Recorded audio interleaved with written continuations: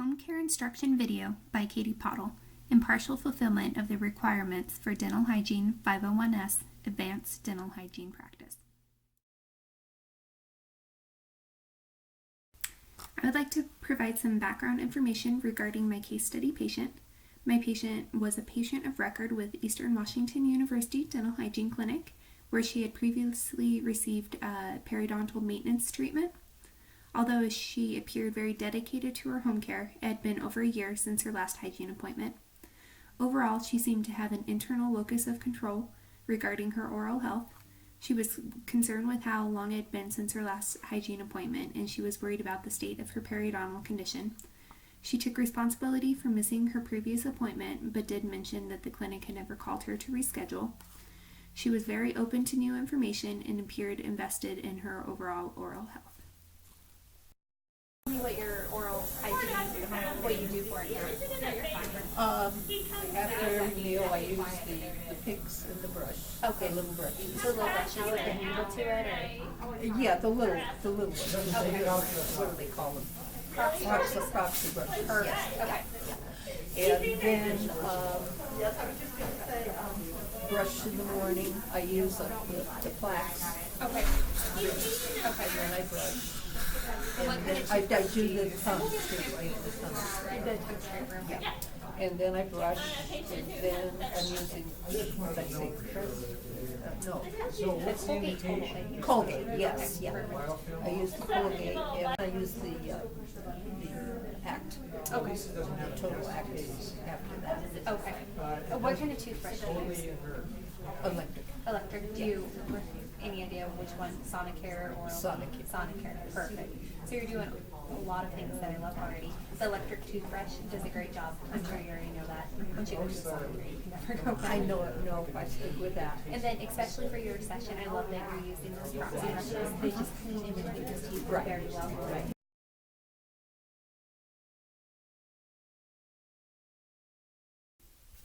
Due to the fact that my patient already had many home care aids that she used, I really had to think about what else might benefit her. The patient had previously mentioned that she used a floss threader under her bridge, but that the floss would often fall out of the threader, and that was frustrating for her. This inspired me to present the patient with super floss as an alternative. In addition to the built-in threader that would help with the dexterity issue she was having, the different sections of the super floss would also be beneficial in cleaning under the bridge. I also presented the patient with a rubber tip stimulator to use around the gingival margin where the patient was getting plaque accumulation. I'm going to show you a couple different things. Do you use these little threaders? Yes. Okay, so we like those. And then, have you ever used the super floss before? Does that sound familiar to you? Okay, so I love these little things for bridges. So what it is, it's like the little threaders that you have, but it's pre-done like that. And then why I like this is it has different parts to the floss. So this is normal floss. So if you have any areas that just have that tight contact that don't have a lot of space between, normal floss is good. Well, and I have then more spaces between. and then this puffiness right here is really good under those ridges because the plaque can kind of get down there, and this puffiness cleans better than just the normal floss could. Oh. And even a little bit better than those brushes because the brushes usually don't get all the way under there. This kind of gets under there and removes that plaque. Then I was going to show you one other thing. Have you ever seen a rubber tip stimulator? And I've used them. I felt like they weren't really doing anything. Doing much.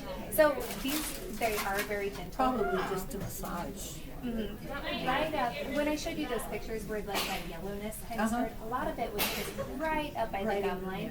You want these if you want to try it. And these are really I've got one good that's old now, so. with crowns, especially getting under the margin of those crowns. And this is just soft enough that you can kind of get it under there a little bit better. So, but it sounds like you have a good idea of how to use that one. After reviewing the home care instructions that were given, I felt that I did well at providing the patient with new information. I believe that Superfloss was a good alternative to the floss threader that the patient was currently using.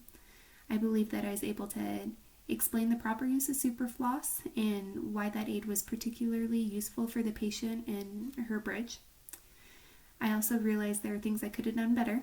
When I presented the patient with the rubber tip stimulator, She mentioned that she had used it before and didn't think it did much. Instead of asking more questions relating to her previous use with the aid, I just provided her more information of why it was useful or how it could be used. In the future, I will strive to listen more closely to my patients and take their concerns and their previous experiences into consideration when determining what I should recommend. This case study was an excellent learning experience, and I now have strategies to improve with future patients. You're doing a lot of the things. I can tell you've been a patient here a lot, so you know what to do. Do you have any questions with me about any of that? Okay.